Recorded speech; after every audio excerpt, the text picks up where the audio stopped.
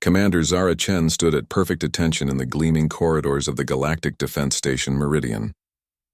Her uniform pressed to military precision. Every button polished to mirror brightness, she embodied everything the Confederacy expected from their human auxiliaries. The smile never left her face, practiced, pleasant, and utterly harmless. The Valonian officers who passed her in the hallway barely acknowledged her presence. To them, she was furniture with a pulse, a decoration in military dress. The humans had been integrated into the Galactic Confederacy for only 30 cycles now, and their reputation preceded them like a bad smell. Weak, emotional, unpredictable in all the wrong ways. Commander Chen, came the melodious voice of Fleet Admiral Toxavara, her crystalline form catching the artificial light as she approached. The Valonian's three eyes focused on Zara with what might have been amusement. "Ready for today's inspection?" "Yes, Admiral," Zara replied, her voice carrying just the right amount of eager enthusiasm. "The human contingent is prepared for your review." Toxavara's mandibles clicked in what Zara had learned was the Valonian equivalent of a condescending chuckle. "Your species does try so hard. It's almost endearing." The inspection proceeded exactly as scripted. Zara led the Admiral through the human quarters where 50 of Earth's finest soldiers stood in perfect formation. Each one wore the same pleasant smile, the same eager-to-please expression that had become their trademark throughout the galaxy. They answered questions with humble gratitude, thanked the Admiral for the opportunity to serve, and demonstrated their basic combat drills with adequate competence. "Satisfactory," Toxavara announced when they finished. "The humans continue to meet minimum standards. Commander Chen, ensure your people understand their role in the upcoming exercises. They are to observe and learn. Nothing more." "Of course, Admiral. We're honored to witness Confederacy military prowess firsthand." As the Admiral departed, Zara maintained her smile until the crystalline figure disappeared around the corner. Only then did she allow her expression to shift just slightly. Her subordinates caught the subtle change, a micro-expression that would have been invisible to alien eyes but spoke volumes to human ones. The upcoming exercises were more than routine training. For months, reconnaissance reports had filtered through classified channels. The hegemony was massing forces along the outer rim, ancient enemies of the Confederacy. They had been quiet for too long. Now whispers spoke of new weapons, new strategies, and a hunger for conquest that hadn't been seen in centuries. The Confederacy leadership dismissed human concerns about the intelligence. What could a species that had barely mastered interstellar flight possibly understand about galactic warfare? Humans were useful for menial tasks, for filling out the ranks, for taking orders. Strategic thinking was beyond their primitive minds. Zara retired to her quarters that evening, still wearing her perfect smile for the surveillance systems that monitored every move. She activated her personal terminal and began reviewing training schedules, duty rosters, and supply requisitions, all perfectly mundane activities expected of a mid-level human officer. But her fingers moved in patterns across the interface that had nothing to do with the documents on screen. Each gesture was precise, practiced, and completely invisible to the monitoring algorithms designed by species that didn't understand human dexterity. She was communicating in a language older than space travel, older than first contact, older than the Confederacy itself. In quarters throughout the human section, her people received her messages. Lieutenant Sarah Kim, whose cheerful demeanor made her popular with the Nexari engineers. Sergeant Marcus Thompson, whose apparent clumsiness with alien technology consistently amused the Zephyrian technicians.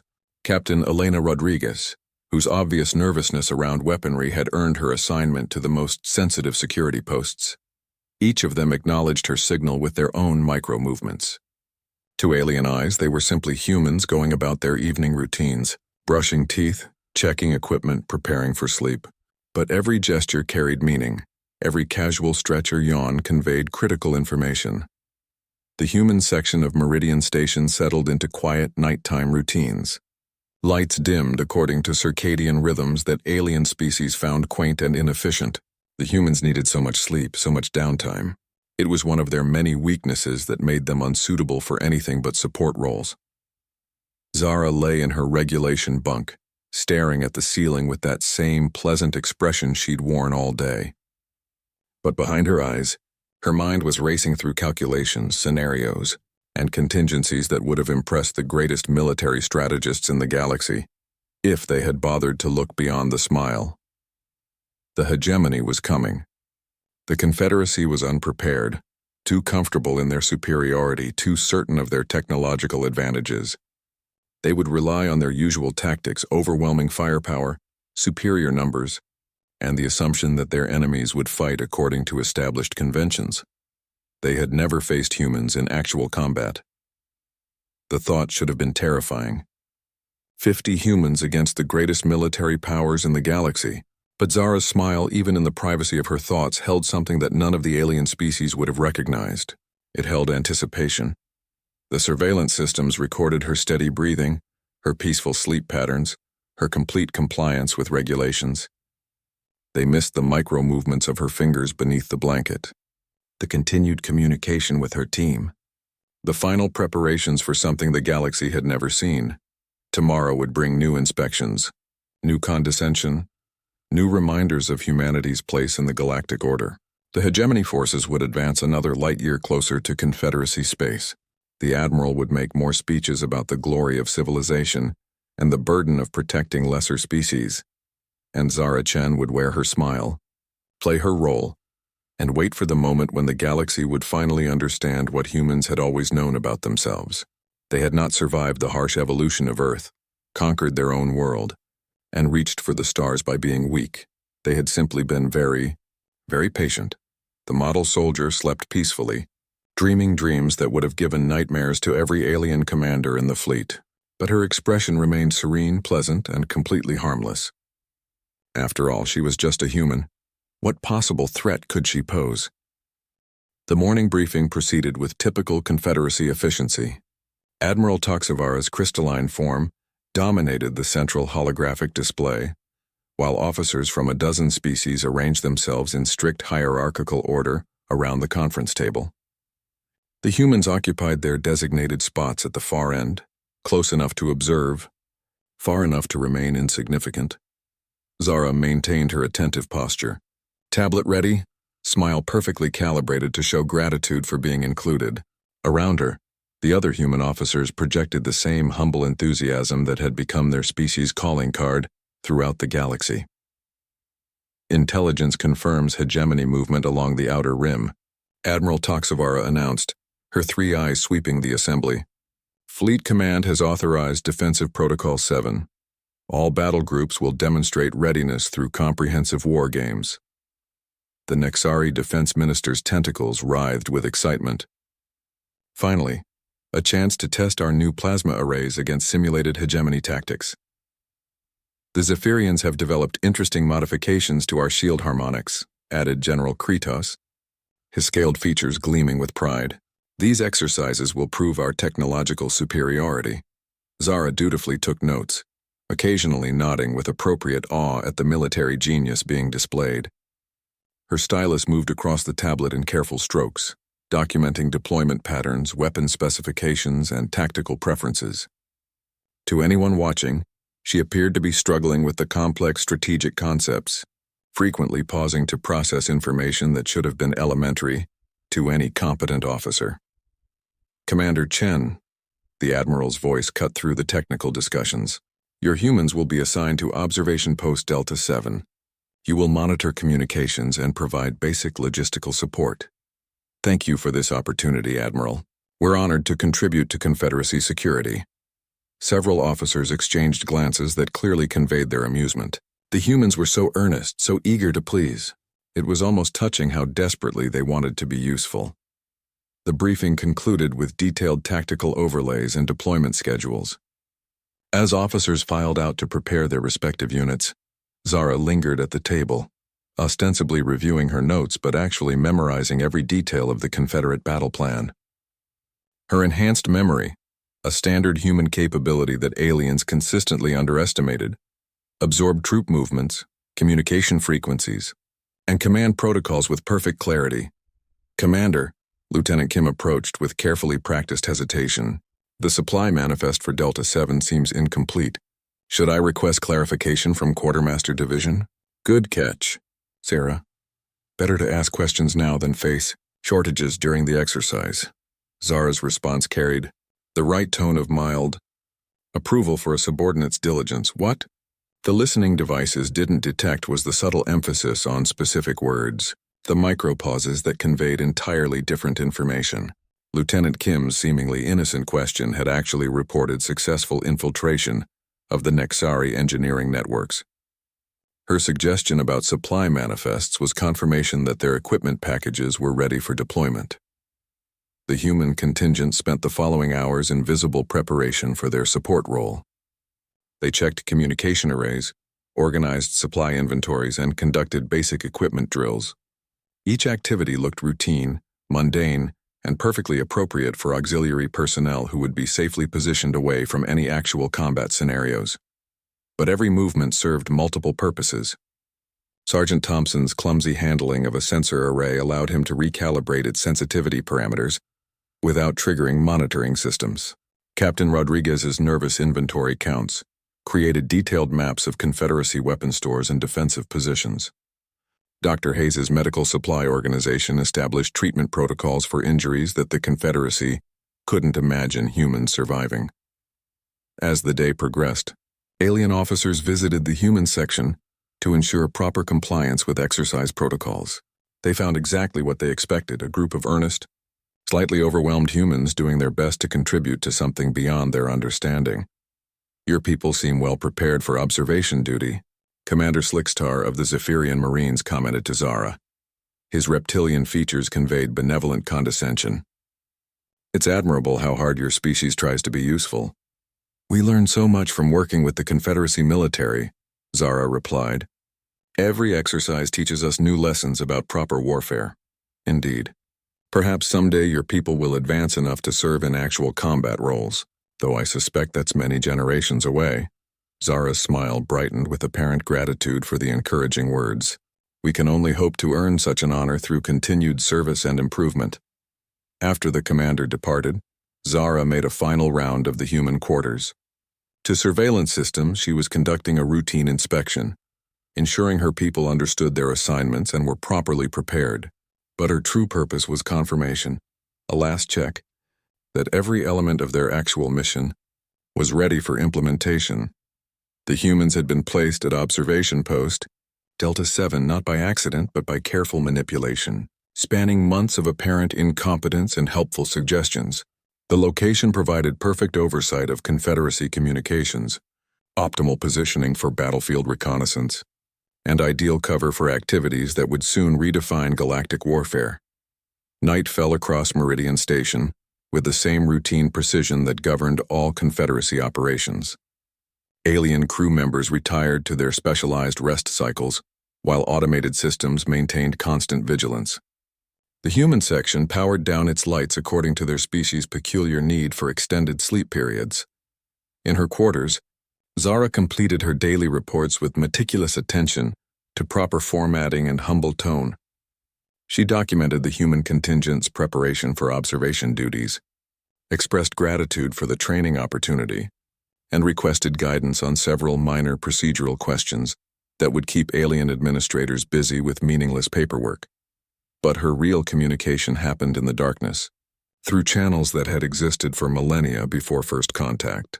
Touch-based codes tapped against bulkheads, breathing patterns that conveyed complex instructions, muscle movements that spelled out final preparations in languages that predated space travel.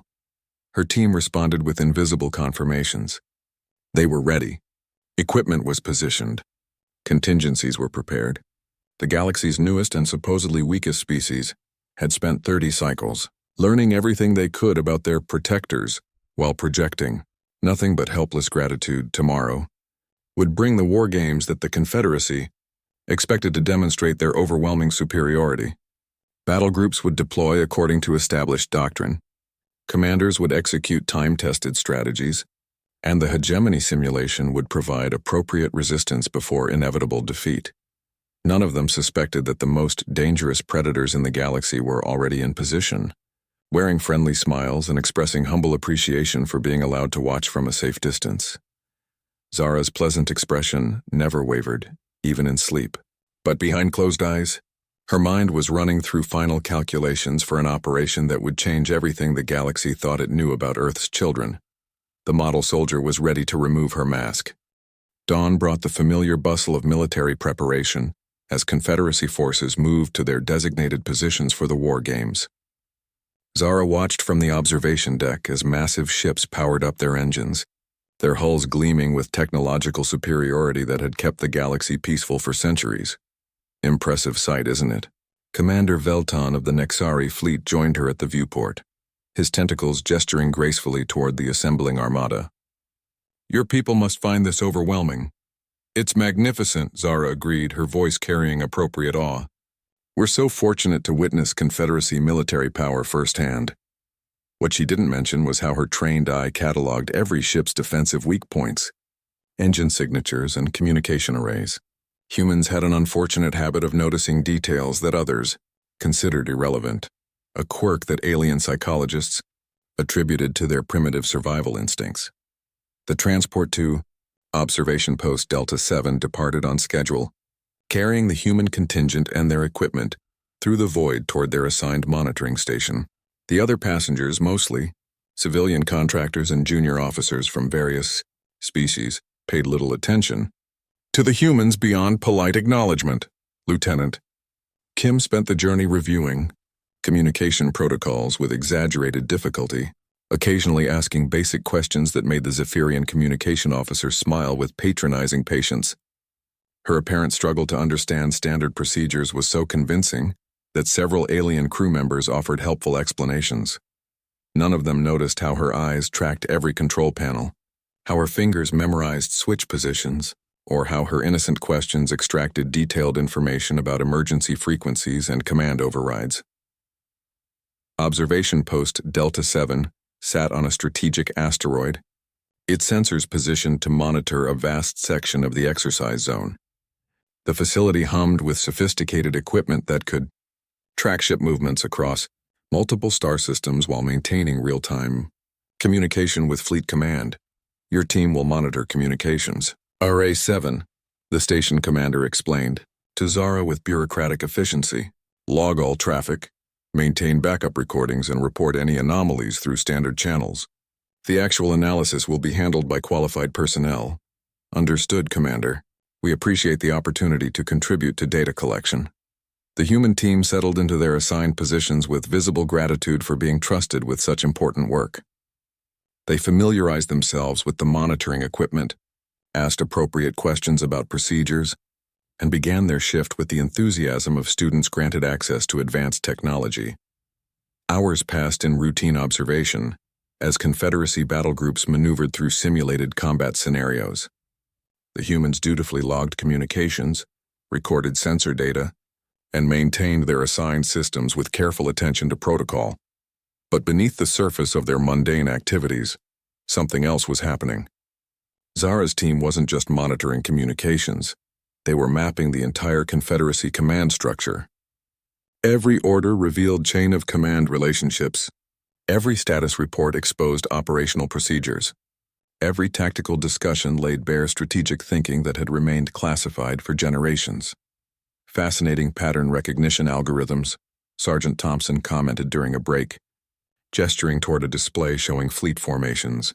To listening ears, it sounded like an admiring observation from someone trying to understand alien technology. In reality, his words confirmed successful penetration of the tactical analysis network. The patterns he'd recognized were not algorithms but vulnerabilities in Confederacy, defensive protocols that human strategic modeling had identified. Within hours of observation, the exercise progressed. With typical Confederacy precision, battle groups executed textbook maneuvers while simulated hegemony forces provided appropriate resistance. Weapons fired according to established patterns. Shields responded with predictable harmonics. Everything proceeded exactly as centuries of military doctrine dictated, which was exactly what the humans had hoped for. Commander Chen, Captain Rodriguez approached with apparent uncertainty. I'm seeing some irregular readings on the deep space sensors. Should I report this as an anomaly? Zara examined the displays with appropriate concentration, her expression showing the careful thought process of someone working at the edge of their competence. Good observation, Elena. Let's monitor it for another hour before filing a report. Could be equipment variance. The station commander, overhearing the exchange, nodded approvingly. Proper protocol, Commander Chen. Your people are learning. Appropriate caution about false alarms. What the commander didn't realize was that Captain Rodriguez had just confirmed detection of actual hegemony scout ships, positioning themselves beyond the exercise perimeter. The irregular readings were real enemy vessels using the war games as cover for reconnaissance of their own. The humans had spotted them immediately. The Confederacy's sophisticated sensors, focused on the exercise parameters and trusting in their technological superiority, had missed the threat entirely. As the day progressed, Zara faced a moment that would define everything that followed. She could maintain their cover, continue playing the role of helpful auxiliaries, and hope the Confederacy would eventually notice the approaching danger. Or she could reveal capabilities that would shatter 30 cycles of careful deception. The decision was made for her when Lieutenant Kim intercepted a coded transmission. "Commander," Kim's voice carried barely controlled urgency beneath her usual pleasant tone. "Could you review this communication log? I think there might be an encoding error." Zara examined the data with practiced calm while her heart raced with implications she couldn't show. The transmission was from the hegemony scouts to their main force. Attack orders, target priorities, an assault plan designed to strike while the Confederacy fleet was scattered across the exercise zone. The war games weren't just providing cover for hegemony reconnaissance. They were providing the perfect opportunity for a coordinated strike that would cripple the Confederacy's primary battle groups. And it would begin in less than 4 hours. Zara maintained her pleasant expression while her mind calculated possibilities and probabilities at speeds that would have amazed alien psychologists who considered human thinking slow and inefficient. She could warn the Confederacy through proper channels, but by the time the information filtered through bureaucratic verification processes, the attack would be underway. She could break cover partially, claim the humans had detected something unusual, and hope their reputation for unreliability would be overcome by the urgency of the situation. But that risked exposure without guaranteeing effective response. Or she could do what humans had been preparing for since the day they joined the galactic community. "Elena," she said quietly, "please continue monitoring those irregular readings. I want detailed tracking data, of course." "Commander." Captain Rodriguez's acknowledgement carried undertones that would have been invisible to alien listeners but spoke volumes to human ears. The model soldier's smile never wavered. But behind her eyes, something ancient and predatory was awakening, something the galaxy had never seen, but that had carved humanity's path from primitive origins to starfaring civilization. The hegemony was about to discover why Earth's children had survived evolution on a death world, and the Confederacy was about to learn why underestimating humans was a mistake that civilizations rarely got to make twice. The hidden scene was about to be revealed. 3 hours and 17 minutes until the hegemony strike. Zara continued her routine monitoring duties while her team worked with practiced efficiency around the observation post. To the station's alien crew, the humans appeared focused on their assigned tasks, perhaps slightly more attentive than usual, but well within normal parameters for their eager-to-please species. None of them suspected that behind their pleasant smiles, the humans were executing a coordination protocol refined over millennia of warfare on the most dangerous planet in known space. "Station Commander?" Zara approached with carefully measured hesitation. "I apologize for interrupting, but my communications specialist has detected what might be encrypted traffic on several frequencies. Should we log this as potential exercise-related activity?" Commander Thekevar barely looked up from his own displays. "Encrypted traffic during war games is standard, Commander Chen. Your people shouldn't concern themselves with advanced tactical communications." "Of course, Commander. Thank you for the clarification." Zara's smile brightened with apparent relief at having her confusion resolved.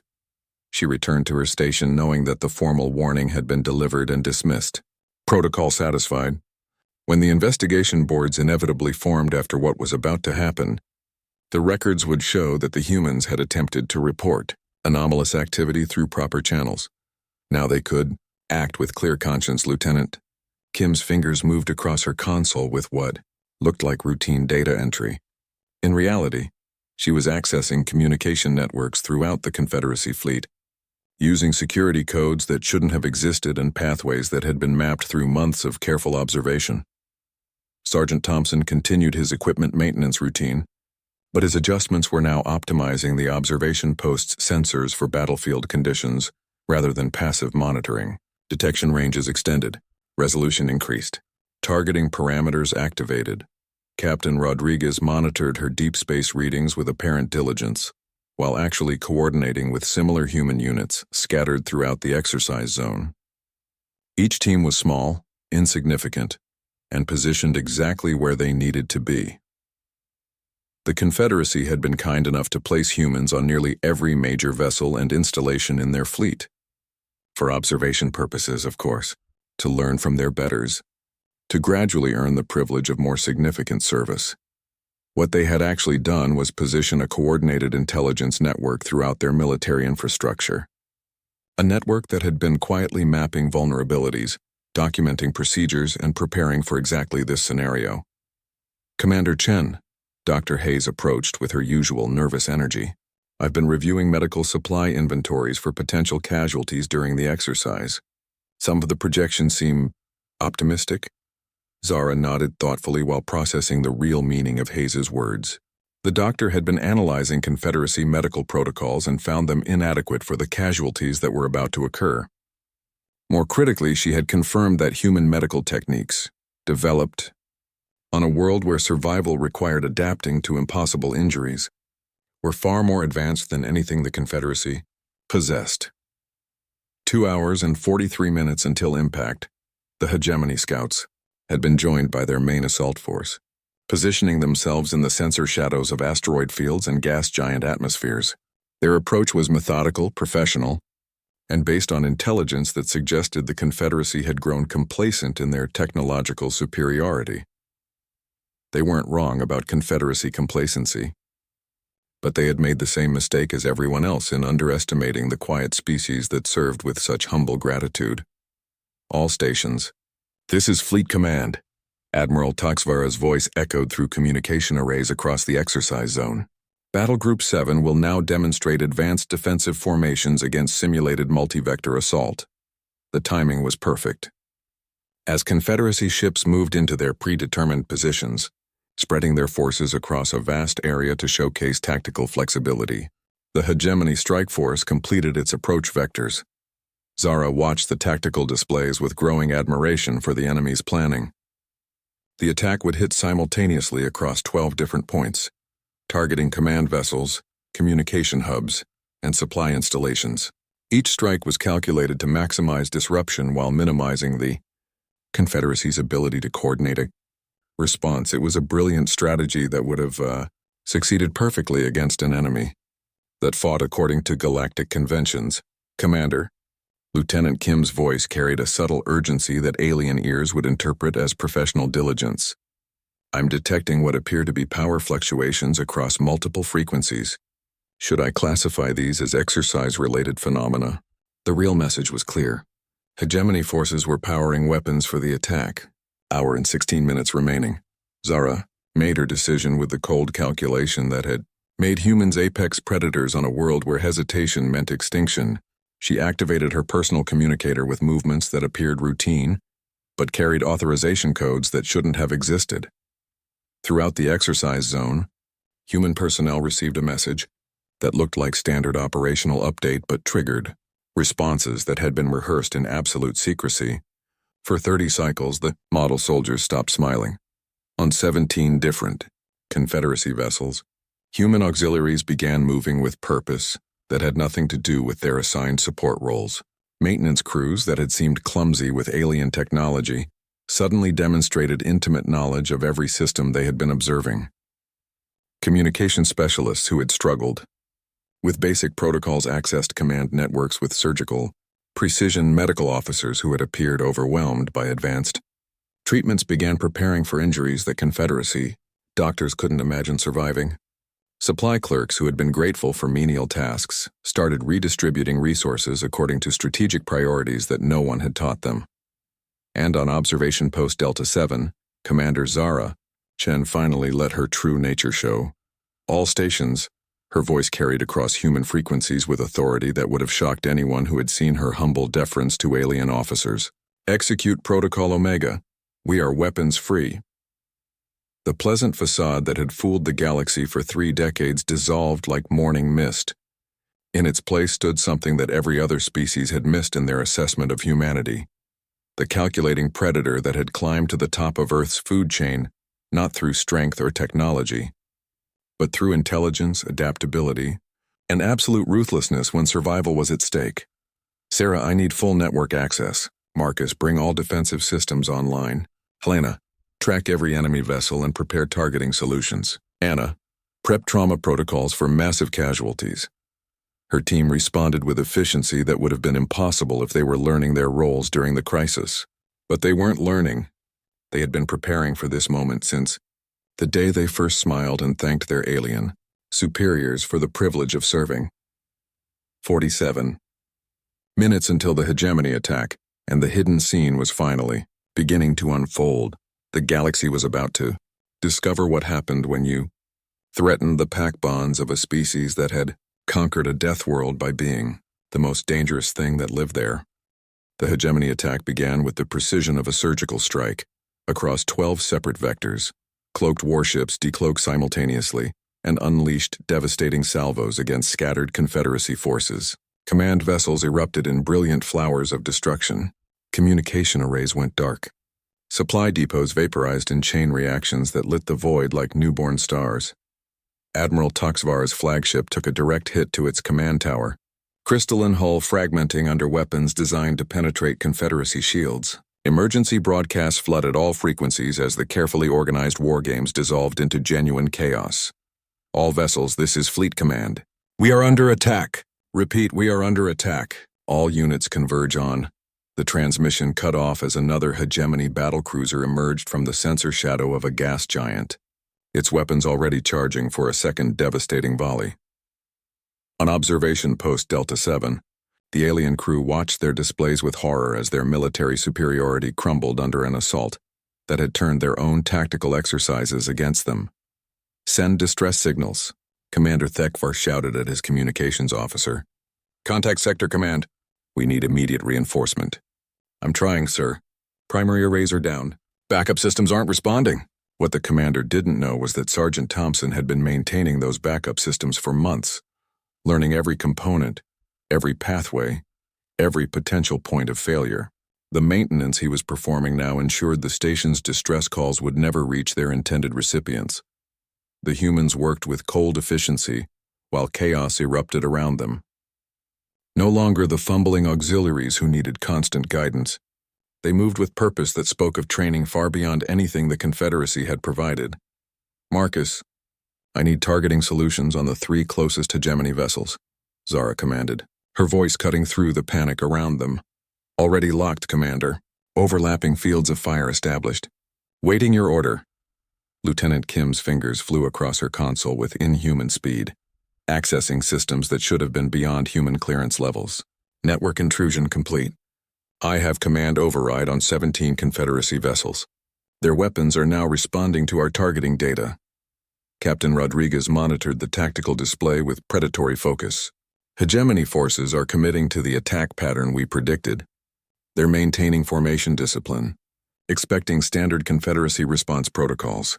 Dr. Hayes prepared her medical station for casualties that would have overwhelmed any Confederacy medical facility. Trauma bays ready for mass casualties. I've accessed their medical databases. Their techniques won't be sufficient for what's coming. Commander Thekvar stared at the humans with growing realization. What are you doing?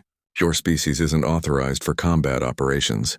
Zara turned to face him, and for the first time in 30 cycles, an alien saw a human without any pretense of submission. Her smile was gone, replaced by something that made the station commander's survival instincts scream warnings his rational mind couldn't process. Authorization isn't required, she said quietly. This is what we are. The largest hegemony battleship, the one coordinating the assault, began its approach toward the crippled admiral's flagship. Its captain no doubt savored the moment. The destruction of Confederacy leadership would cripple organized resistance throughout this sector.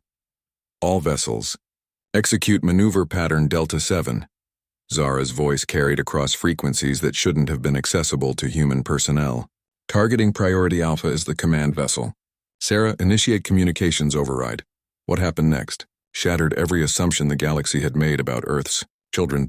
17 Confederacy vessels that had been scattered and reeling from the surprise attack suddenly moved with coordination that exceeded their own tactical computers. Ships that had been damaged began routing power through backup systems no Confederacy engineer had designed.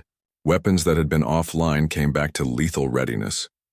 The human crews on those vessels, communications specialists, supply clerks, maintenance workers, medical assistants, suddenly revealed capabilities that transformed them from helpless auxiliaries into the most dangerous warriors the galaxy had ever seen. Lieutenant Commander Sarah, Kim's counterpart on the flagship, accessed that vessel's entire weapons grid with codes that had never been issued to human personnel. But humans had a talent for pattern recognition that allowed them to extrapolate security protocols from months of careful observation. The hegemony battleship that thought it was approaching a helpless target found itself in a crossfire. From weapons that had been presumed destroyed, plasma cannons that had been offline roared back to life. Missile systems that had been considered damaged launched coordinated spreads with targeting precision that exceeded manufacturer specifications. But the real revelation came when the human modifications became apparent. Every system the humans had maintained had been quietly improved. Weapons tracking that had been adequate became supernaturally accurate. Power routing that had been standard became impossibly efficient. Shield harmonics that had been textbook became adaptable in real time to counter enemy frequencies. Impossible, breathed Commander Thekvar as he watched tactical displays that showed his own vessels performing beyond their design parameters. Your species couldn't have developed such modifications without our knowledge. We didn't develop them, Zara replied. Her attention focused on coordinating an assault that was turning the tide of battle in real time. We've been carrying them since the day we learned to make tools. The hegemony commander found his perfect ambush dissolving into a nightmare scenario no strategic computer had predicted. The scattered, helpless prey he had expected to destroy was revealing itself as a coordinated predator species that had been waiting 30 cycles for exactly this opportunity. Hegemony. Vessels that had approached with confidence found themselves outmaneuvered by ships that shouldn't have been capable of such tactical flexibility. Weapons that had been designed to penetrate Confederacy shields encountered adaptive countermeasures that evolved faster than targeting computers could compensate. And through it all, the humans coordinated their responses with communication methods that bypassed every listening device the hegemony had deployed. They spoke to each other in languages older than spaceflight. Micro-expressions, gesture codes, and tactical instincts refined by evolution on a world where cooperation meant survival and hesitation meant extinction. The hidden scene was fully revealed now. The galaxy's newest and supposedly weakest members were demonstrating capabilities that redefined what it meant to be dangerous. The hegemony had planned to face the Confederacy. Instead, they found themselves fighting humanity. And for the first time in galactic history, that was proving to be a very different thing indeed. The turning point came when the hegemony deployed their secret weapon, a massive dreadnought, previously hidden in the sensor shadow of the system's outer moon, decloaked with weapons that had never been seen in galactic warfare, quantum disruptors that could tear apart matter at the subatomic level, temporal distortion fields that could slow enemy responses to near paralysis, psionic scramblers designed to overload the neural pathways of any known sapient species. The hegemony commander's voice echoed across all frequencies, confident in his technological superiority. Surrender now and your deaths will be swift. Continue resistance and we will demonstrate weapons that will make you wish you had never left your primitive worlds. The Confederacy forces that had been rallying under human coordination wavered as their sensors registered energy, signatures beyond anything in their databases. Admiral Taxvara, broadcasting from her damaged flagship, managed a final transmission. All units, withdraw. We cannot counter these weapon systems. Commander Thekvar stared at his displays with despair that had become resignation. It's over. No known defensive technology can counter quantum disruptors. We have to evacuate. But Zara was studying the readouts with an expression that the station commander finally recognized. It wasn't the humble confusion he had seen for months, or even the cold efficiency she had revealed during the battle. It was the look of a predator recognizing familiar prey. "Sarah, what's the energy matrix signature on those quantum disruptors?" Lieutenant Kim's analysis was complete before the question finished. "Resonance frequency 847.3 terahertz, quantum coherence pattern delta 77. Temporal field generators operating on standard hegemony harmonic principles." "Marcus, do we have countermeasures for those specifications?" Sergeant Thompson's response was immediate. "Countermeasures loaded and distributed across the network. Ready to implement on your mark." Dr. Hayes looked up from her medical station with anticipation that seemed completely inappropriate for the circumstances. "Psionic scramblers are targeting known neural pathways. Human brain architecture should be naturally resistant. We might actually enjoy this part." Commander Thekvar felt something cold settle in his thorax as he realized what he was witnessing. "You've seen these weapons before. You know how to counter them." "Not exactly," Zara replied, her attention focused on coordinate calculations that were too complex for the station's tactical computers to process. "But humans have a useful habit of preparing for threats that don't exist yet. We call it paranoia. The galaxy calls it impossible." The hegemony dreadnought began its attack run, weapons charging with energy signatures that registered off the scale of every sensor array in the system. The quantum disruptors reached full power, ready to tear apart molecular bonds across the entire Confederacy fleet. They fired, and nothing happened. The beams struck their targets with perfect accuracy, but instead of disintegrating matter at the quantum level, they met resistance that shouldn't have existed. Every Confederacy vessel that had been modified by human maintenance crews was surrounded by countermeasure fields that neutralized quantum disruption through principles that violated established physics. "Impossible!" The hegemony commander's voice cracked with the first hint of uncertainty. "No species has developed quantum disruption countermeasures." Zara's response was broadcast across all frequencies with the cold precision of a teacher correcting a student's fundamental error. "No species except the one that spent 30 cycles learning every detail of your technology, while you ignored us as harmless primitives." The hegemony temporal distortion fields engaged next, projecting waves designed to slow enemy responses and create tactical advantages measured in subjective hours. But the human-modified vessels moved through the distortion fields as if they didn't exist, their crews operating with coordination that actually improved under temporal stress. "Temporal manipulation confirmed," Captain Rodriguez reported, with what might have been amusement. "Human neural architecture processes information across multiple temporal reference frames naturally. These fields are actually enhancing our combat effectiveness." The psionic scramblers activated as a final desperate measure, broadcasting mental interference patterns that had incapacitated every known sapient species in previous conflicts. The Confederacy alien crew members throughout the fleet collapsed with neural overload, their consciousness overwhelmed by frequencies designed to shatter organized thought, but the human crews continued operating with efficiency that actually increased as their alien supervisors became incapacitated. "Psionic attack confirmed and categorized," Dr. Hayes announced cheerfully. "Human consciousness operates on too many simultaneous levels for targeted interference. It's like trying to jam a quantum computer with a random number generator." Commander Thekvar, struggling to remain conscious under the psionic assault, managed one final question. "What are you?" Zara looked at him with something that might have been pity. "We're the species that survived evolution on a world that tried to kill us every day. We adapted to toxins that don't exist anywhere else, developed immunity to radiation levels that would sterilize most planets, and learned to cooperate under stress that would drive other species insane." She gestured toward the tactical display where Confederacy vessels were now hunting hegemony ships with predatory efficiency that transformed the battle into something resembling a coordinated massacre. "We're the result of 4 billion years of evolution in an environment so hostile that survival required becoming the most dangerous thing that lived there, and then we learned to reach for the stars. The hegemony dreadnought, its most advanced weapons proving useless against targets that shouldn't have been able to counter them, found itself surrounded by Confederacy vessels operating with precision that exceeded the design parameters of their tactical computers. But the final revelation came when the human crews began implementing modifications that had been prepared in absolute secrecy for exactly this scenario. Weapons that had been adequate became devastating. Shields that had been standard became impenetrable. Engines that had been sufficient became impossible.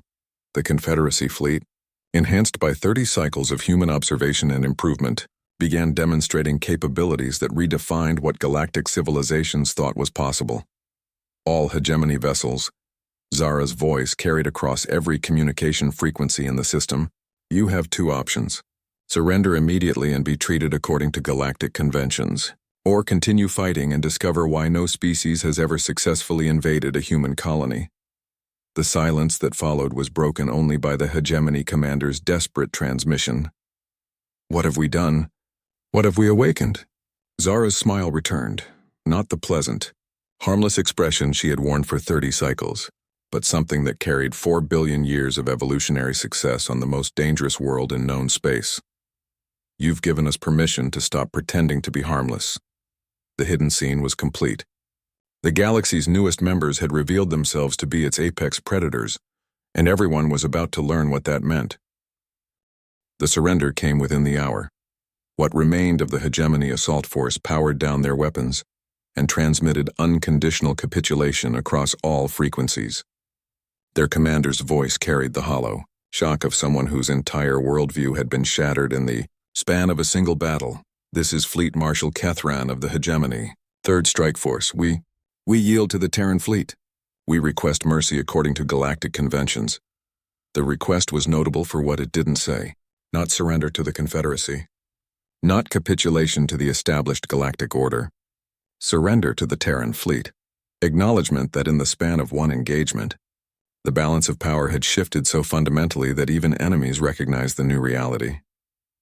Zara stood on the observation deck of Delta 7, watching as human-coordinated Confederacy vessels secured hegemony ships with an efficiency that spoke of procedures rehearsed for exactly this scenario. Around her, the alien station crew struggled to process what they had witnessed. Commander Thekvar had recovered from the psionic attack, but his three eyes held the blank confusion of someone whose universe had been rewritten without warning. Commander Chen, how long have your people been capable of this? Since before we met you, Zara replied honestly. Earth's children have always been capable of this. We just chose not to demonstrate it until circumstances required revelation. But your species, you were so grateful for basic positions, so eager to learn, so... He struggled for words that could encompass the magnitude of his misunderstanding. So harmless? Zara's smile held 30 cycles of careful patience. We've spent 3 billion years learning that the most effective predators are the ones their prey never see coming. Lieutenant Kim was coordinating recovery operations across the fleet. Her previous facade of struggling with basic communications replaced by competence that managed tactical networks spanning multiple star systems. Her fingers moved across control interfaces with speed that made alien observers dizzy trying to follow her action. Sergeant Thompson supervised damage assessment teams that demonstrated engineering knowledge the Confederacy had never taught them. Systems that should have required major shipyard repairs were being restored to full functionality using techniques that improved their performance beyond original specifications. Captain Rodriguez analyzed sensor data from the battle with strategic insight that revealed tactical innovations the galaxy's military academies hadn't developed in centuries. Dr. Hayes treated casualties using medical procedures that saved lives, even veteran Confederacy surgeons had written off as hopeless. Admiral Toxvara's crystalline form materialized on the communication screen, her three eyes reflecting something between awe and apprehension. Commander Chen, Fleet Command requires immediate debriefing on the capabilities your people have demonstrated. Of course, Admiral. Though I should mention that what you witnessed today represents standard operational parameters for human military personnel.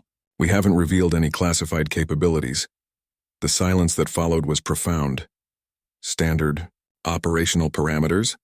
Earth is what galactic xenobiologists classify as a Class 12 death world, Admiral. Survival there requires capabilities that most species would consider impossible. We've simply been adapting those capabilities to space-based operations. What Zara didn't mention was that humanity's real advantages weren't technological. They were psychological, evolutionary, and strategic. Humans didn't just adapt to hostile environments, they conquered them. They didn't just survive threats, they became apex predators. They didn't just learn from enemies, they became something their enemies couldn't. Imagine The aftermath of the battle rippled through galactic civilization, with implications that would reshape political structures for generations. Within days, every major power was reassessing their relationship with the species they had dismissed as grateful auxiliaries. The Nexari Consortium requested immediate consultation on defensive upgrades. The Zephyrian Empire proposed joint military exercises. The Arcturus Federation offered technology-sharing agreements that had been unthinkable when humans were considered primitive newcomers. More significantly, intelligence services throughout the galaxy began analyzing 30 cycles of human integration, with growing horror at what they had missed. Every maintenance log, every training record, every seemingly innocent observation had been part of an intelligence-gathering operation that mapped galactic civilization with precision no previous species had achieved. The question, Admiral Toxavara said during the formal debriefing, is what humanity intends to do with these capabilities. Zara considered the question with the same careful thought she had applied to every decision during her years of careful deception. What we've always intended, Admiral, to protect our pack bonds, secure our territory, and ensure our children inherit a universe where being human is an advantage rather than a liability. And if other species consider your capabilities a threat? For the first time since the battle ended, Zara's expression showed something that made every alien in the room remember that humans had earned their place through evolution on a world that had tried to kill them for millions of years. Then they should ask themselves whether they want to discover what we consider threatening behavior. The message was received with crystal clarity throughout the galactic community. Humanity had spent 30 cycles demonstrating that they could be trusted, valued allies who enhanced the capabilities of every organization they joined. But they had also proven that they could be something far more dangerous if circumstances required it. The model soldiers of Earth had finally removed their masks. What the galaxy found beneath was not the harmless, grateful species they had expected, but apex predators who had chosen cooperation over conquest because it served their long-term interests. That choice remained in effect. But everyone now understood it was exactly that, a choice. And choices could be reconsidered if the situation changed. Commander Zara Chen resumed her duties with the same pleasant efficiency she had always shown. Her reports were properly formatted. Her interactions with alien officers remained respectfully professional, and her smile returned to its previous warmth. But now when alien commanders looked at her, they saw not just a human officer, but a representative of a species that had climbed to the apex of the galactic food chain, while their competitors were still debating whether to take them seriously. The hidden scene had been revealed. The model soldier had shown her true face, and the galaxy would never make the mistake of underestimating humanity again. In the depths of space, human colonies continued their quiet expansion. Human crews served on vessels throughout the Confederacy fleet. Human specialists worked in facilities across dozens of worlds. They smiled, they served with gratitude, and they maintained the cooperative relationships that had served their species so well. But now everyone knew what lay beneath those smiles, and that knowledge changed everything.